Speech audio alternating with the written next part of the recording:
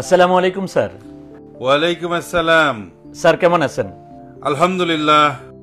Blazer টাইতে আজকে আপনাকে খুব ভালো মানিয়েছে। Thank you. Thank you sir. Sir একটা আবেদন নিয়ে আসছি স্যার। কিসের আবেদন? স্যার 19 জুলাই ছুটির আবেদন স্যার। 19 জুলাই? 19 জুলাই কি? স্যার ভয়ে বলবো না নির্ভয়ে বলবো?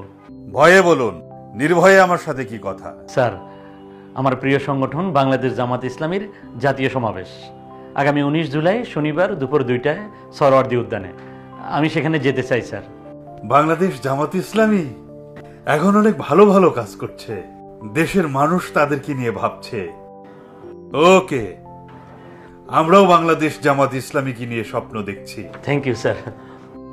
আমি ছুটি নিয়েছি, আপনি নিয়েছেন তো? দেখা হচ্ছে 19 জুলাই সরওয়ার্দী উদ্যানে বাংলাদেশ জামাত ইসলামীর জাতীয় সমাবেশে।